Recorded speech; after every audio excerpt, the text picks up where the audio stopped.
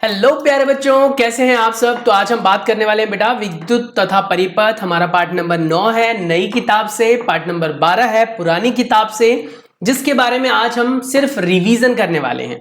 यानी इस part number 9 के बारे में हम रिवीजन करने वाले हैं। इसके बारे में मैंने आपको डिटेल वीडियो प्रोवाइड कर दी है। अगर आप लोगों को डिटेल में इस चैप्टर को समझना है, each and every line NCERT की पढ़ लेनी है, तो बेटा आप वो वीडियो देख सकते हैं। अदरवाइज अगर आपको सिर्फ और सिर्फ एक बार ओवरव्यू लेना है कि चैप्टर कैसा है, क्या क्या चीजें हैं इसमें, क्या क्या पढ़ना है हमें, तो ये चैप्टर का ये वीडियो जो है सफिशिएंट है आपके लिए। 10 से 15 मिनट के अंदर हम इस चैप्टर को कवर कर लेंगे। ध्यान से मेरी बातें सुनना। अगर आपको कोई भी पॉइंट ऐसा लगता है कि लिख लेना चाहिए तो कॉपी पेन लेकर बैठना बेटा, वीडियो को पॉज कर लेना और फिर उसे लिख लेना। तो चलिए शुरू करते हैं हमारे विज्ञान के पाठ को, जिसका नाम है विद्युत तथा परिपथ, कक्षा 6ठी हिंदी माध्यम के बच्चों के लिए। इस पाठ में हमने सबसे पहले शुरुआत की थी कि किस तरीके से हमारे आसपास की जरूरतों में सबसे ज्यादा जरूरत आजकल हमें इलेक्ट्रिसिटी की है। देखिए, अगर हम देखते हैं बेटा कि इंजन चलता है मोटरसाइकिल का, गाड़ी का, लेकिन इलेक्ट्रिसिटी उसमें भी चाहिए होती है। आप किसी भी मोटरसाइकिल को ऐसा नहीं देखेंगे जिसमें पेट्रोल तो डल रहा है लेकिन उसमें बैटरी ना हो। बैटरी की जरूरत होती है। अगर आप बैटरी वहां पर नहीं भी लगाते हैं तो भी आपको इलेक्ट्रिकल स्पार्क की जरूरत होती है फ्यूल को बर्न करने के लिए, यानी कि हमारे पेट्रोल को जलाने के लिए। तो बिना इलेक्ट्रिसिटी के हम दिन भर में कोई चीज कंसीडर कर ही नहीं पाएंगे। सोच कर देखो कि अगर आप मुझे अभी देख पा रहे हो तो मोबाइल की वजह से देख पा रहे हो, वीडियो समझ पा रहे हो तो मोबाइल की वजह से समझ पा रहे हो, और मोबाइल को ऑपरेट करने के लिए बेटा बैटरी की जरूरत है, सेल की जरूरत है, और जो इलेक्ट्रिसिटी प्रोवाइड करता है उसे। ऐसे बेटा आप अपने कपड़ों को प्रेस करते हो, आप अपने मोटर की हेल्प से पानी को टंकी में चढ़ाते हो, और बेटा बहुत सारी चीजें जैसे कि बल्ब इत्यादि, पंखे और फ्रिज, कूलर, ये सब हम चला पाते हैं तो सिर्फ और सिर्फ इलेक्ट्रिसिटी यानी विद्युत की मदद से।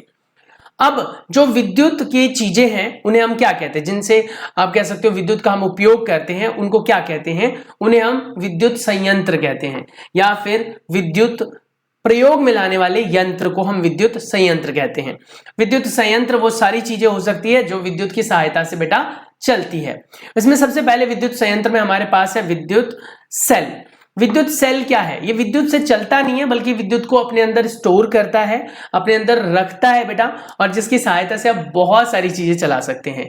जैसे देखिए सेल से क्या क्या चीजें चलती है बेटा। सेल से आपके ब्लूटूथ चलते हैं जो कान में लगाने वाले आजकल परचेस करते हैं, स्मार्ट वॉचेस चलते हैं बेटा, आपके जो मोबाइल है वो ऑपरेट होते हैं, सेल से घड़ियां चलती हैं। तो ये सारी चीजें सेल से ऑपरेट होती हैं। सेल के अंदर 2 टर्मिनल होते हैं, 2 उसके एंड होते हैं बेटा, जिसको मैंने पिछले वीडियो में आपको समझाया भी था दिखाकर। तो उसमें एक एंड जिसके ऊपर वाला हिस्सा होता है बेटा ऐसे उठा उठा सा होता है, जैसा आप यहां पर देख रहे हैं, ऐसा उठा उठा सा होता है, उसे हम पॉजिटिव कहते हैं यानी कि धनात्मक कहते हैं। दूसरी तरफ से एकदम चपटा और सपाट होता है जिसे हम ऋणात्मक कहते हैं। तो किसी भी बेटा सेल की, बैटरी की, या फिर आप अपने जो वो प्लग होते हैं, प्लग जिसमें आप चीजें चलाते हैं जैसे हेयर ड्रायर वगैरह, तो प्लग में भी आप देखते हो 2 ही वायर डलती है, जिसमें एक धनात्मक होता है और एक ऋणात्मक होता है। तो हमेशा याद रखना है कोई भी चीज चलाने के लिए धनात्मक और ऋणात्मक दोनों टर्मिनल की जरूरत हमें होती है। दोनों टर्मिनल चाहिए। एक भी टर्मिनल बेटा अगर हम नहीं देते हैं उसे तो फिर वो चीज नहीं चलेगी। फॉर एग्जांपल मान लीजिए मुझे एक बल्ब जलाना है और उसमें सिर्फ मैंने पॉजिटिव दिया, नेगेटिव दिया ही नहीं, तो इसका मतलब वो नहीं चलेगा। एक्चुअली नेगेटिव होता नहीं है, वो होता क्या है कि जब हम पॉजिटिव से देते हैं ना तो आवेश पॉजिटिव से नेगेटिव की तरफ जाता है, यानी धन आवेश से ऋण आवेश की तरफ जाता है। इसलिए हमेशा हर एक चीज में हमें दोनों टर्मिनल की जरूरत पड़ती है। जो विद्युत उपकरण है, जैसे आप मोटर चलाते हो तो 2 तार लगानी पड़ती है। बैटरी चार्ज करने के लिए बेटा आपके पास जो ऐसा अडेप्टर होता है, मैं दिखा देता हूं, इसके अंदर भी 2 पॉइंट है, धनात्मक और ऋणात्मक, देखो है ना। तो ऐसे ही आप हर चीज में 2 टर्मिनल देख पाते हैं। अब कहते हैं कि विद्युत उपकरण को प्रयोग करते वक्त बेटा ऐसा चिन्ह आपने कई जगह देखा होगा, जैसे मेट्रो स्टेशन पर या फिर रेलवे स्टेशन पर या फिर खंभों पर।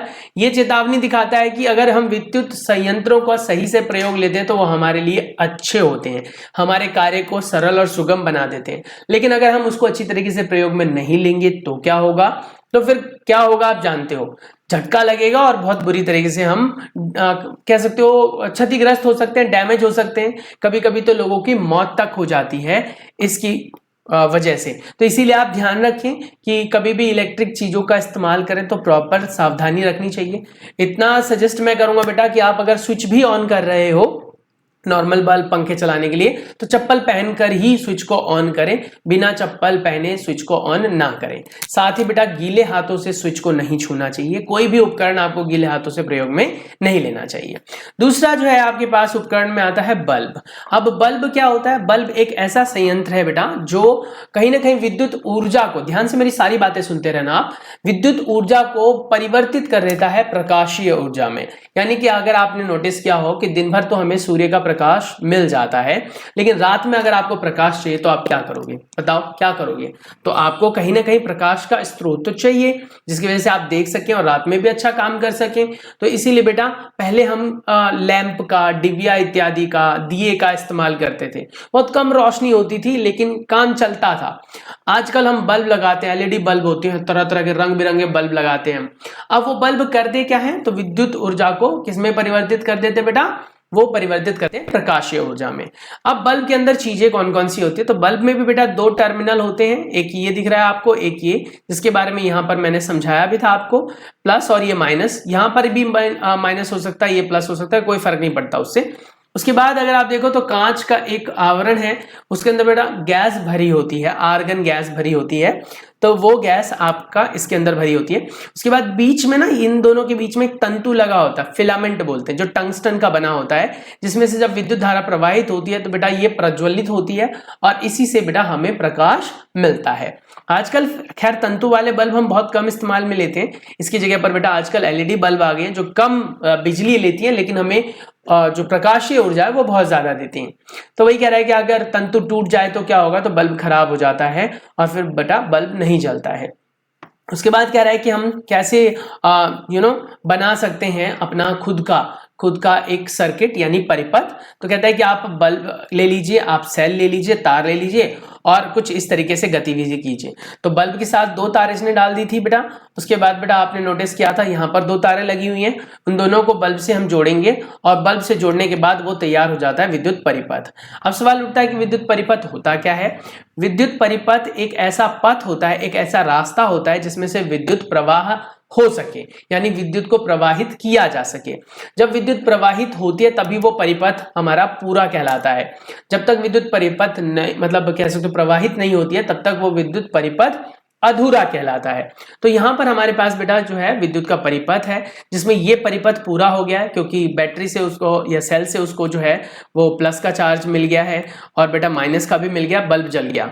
यहाँ पर क्या हुआ? तार टूटा हुआ था, यहाँ भी तार टूटा हुआ था। उसके बाद दोनों तारे जो है वो सिर्फ माइनस में डाल दी, दोनों तारे प्लस में डाल दी, नहीं चलेंगी, पलट कर लगा दिया चल जाएंगी। तो विद्युत परिपथ की खास बात होती है कि प्लस और माइनस दोनों होने चाहिए उसमें।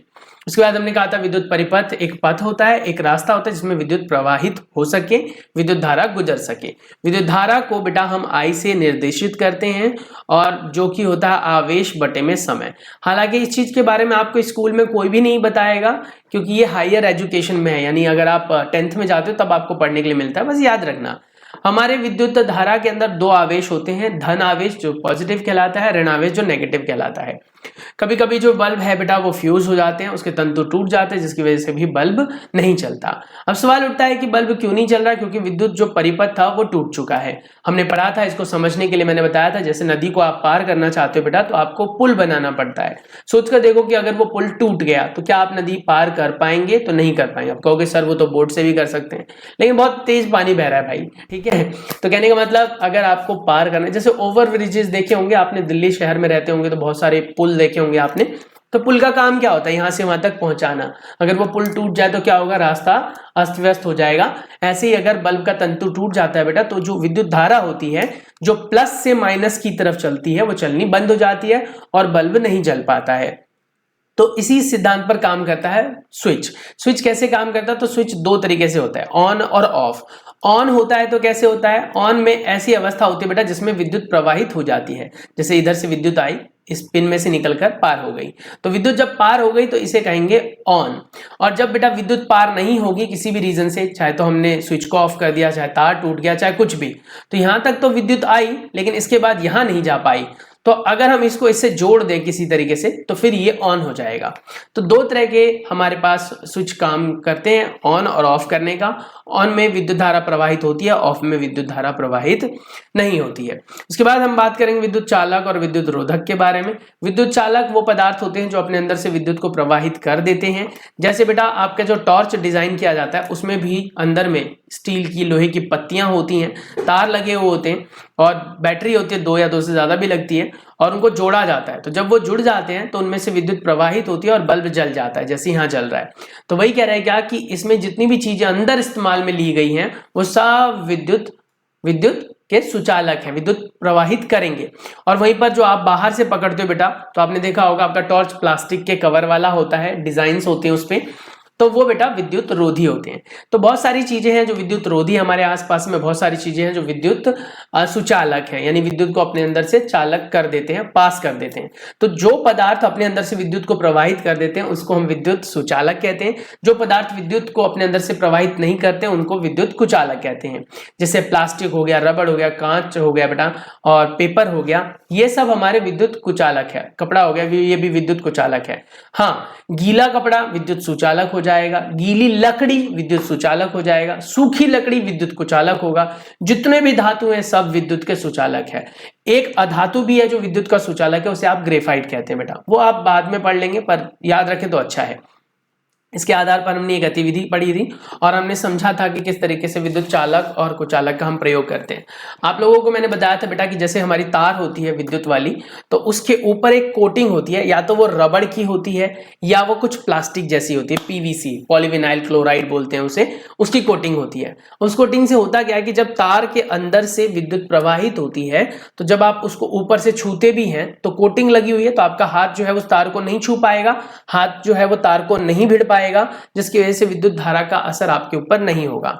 हालांकि कभी ऐसा करना नहीं चाहिए, स्विच ऑन करके कभी तार छूना ही नहीं चाहिए, क्योंकि कई बार तार छिला होता है, चूहे वगैरह कुतर देते हैं तो उससे आपको करंट भी लग सकता है। तो मैं सजेस्ट करूंगा बेटा कि तार वहां छूना नहीं चाहिए, पर हाँ अगर छूना पड़ भी जाए तो उसके ऊपर एक कोटिंग होती है, एक कवर होता है जो रबड़ या प्लास्टिक का बना होता है, वो हमें बेटा करंट लगने से बचाता है। तो इसीलिए विद्युत बहुत खतरनाक है, इससे बेटा जान तक चली जाती है, तो अपने आप को सेफ रखना है। इसके बारे में इसीलिए पढ़ाया गया आपको जिससे कि विद्युत के बारे में ज्ञान हो। विद्युत ऊर्जा से हम कई ऊर्जा बना सकते हैं। जैसे विद्युत से बेटा आप मोटर चलाते हो तो वो हो जाएगा विद्युत ऊर्जा से यांत्रिक ऊर्जा। फिर उसके बाद आप पंखे चलाते हो, वो भी यांत्रिक ऊर्जा। उससे बेटा आप हीटर चलाते हो तो विद्युत ऊर्जा से ऊष्मा ऊर्जा, है ना, ऊष्मा ऊर्जा हो गया ना, क्योंकि उसमें ऊष्मा निकलती है, हीट निकलती है। उसके बाद आप बल्ब जलाते हो तो विद्युत ऊर्जा से प्रकाशीय ऊर्जा। बहुत सारी ऊर्जा का रूपांतरण हम कर सकते हैं विद्युत ऊर्जा से। तो मैं सजेस्ट करूंगा कि आप लोगों को ये वीडियो अगर समझ में आ गई है तो बेटा इसके आधार पर प्रश्न उत्तर खुद से एक बार ट्राई कर लेना, नहीं आएंगे तो मैं बता दूंगा। अभी यहाँ पर जो प्रमुख शब्द है वहां लिखा हुआ है बल्ब। बल्ब क्या होता है? एक ऐसा संयंत्र जो विद्युत ऊर्जा को प्रकाशीय ऊर्जा में बदलता है। विद्युत चालक क्या होते हैं? वो पदार्थ जो अपने अंदर से विद्युत को प्रवाहित कर देते हैं। विद्युत सेल क्या है? एक ऐसा संयंत्र जो जिसके अंदर विद्युत धारा संग्रहित रहती है और जब हम इसका प्रयोग करने लगते हैं तो धीरे धीरे वो डिस्चार्ज हो जाती है, यानी कि उसमें से सारा चार्ज खत्म हो जाता है। उसके बाद विद्युत परिपथ क्या है? ये वो रास्ता जिसमें से विद्युत धारा प्रवाहित हो सके। तंतु क्या होता है? पतली तार जैसी, स्प्रिंग जैसी संरचना जो बल्ब के बीच में लगा होता है, जिससे बेटा हमें बल्ब से प्रकाशीय ऊर्जा मिलती है। जब ये टूट जाता है तो बल्ब फ्यूज कहलाता है। उसके बाद कहता है विद्युत रोधक वो पदार्थ होते हैं जो अपने अंदर से विद्युत को प्रवाहित नहीं करते हैं। आपने देखा होगा तार वगैरह जोड़ते वक्त बेटा जब हम तार को जोड़ लेते हैं तो उस पर हम टेप लगाते हैं। टेप किसका होता है? प्लास्टिक का होता है, जो हमें करंट लगने से बचाता है। उसके बाद स्विच एक यंत्र है जो बहुत छोटा सा यंत्र है जो परिपथ को पूरा करने में और अधूरा करने में काम आता है, जिससे कि हम कह सकते हो विद्युत धारा पर कंट्रोल रख सके और उसको अपनी जरूरत के हिसाब से चला या बंद कर सके। टर्मिनल्स, किसी भी विद्युत उपकरण के अंदर दो टर्मिनल होते हैं बेटा, एक प्लस और एक माइनस। ऐसे ही सेल के अंदर भी दो टर्मिनल्स थे। तो जैसा कि मैंने आप लोगों को बोला बेटा कि 15 मिनट के अंदर हम इस चैप्टर का रिवीजन कर लेंगे, तो हो चुका है। आपने पूरे चैप्टर को समझ लिया होगा। वीडियो अगर पसंद आई है तो वीडियो को लाइक कर लेना बेटा, चैनल को सब्सक्राइब कर लेना। ऐसी वीडियोज और आप लोगों तक पहुंचती रहेंगी, अदर सब्जेक्ट्स की भी। और हम कर रहे हैं काम इस पर, थोड़ा टाइम लगेगा पर हम सारी चीजें आपको अवेल करा कर देंगे। तो चलिए मिलते हैं नेक्स्ट वीडियो में, तब तक के लिए अपना बहुत सारा ख्याल रखें। Take care.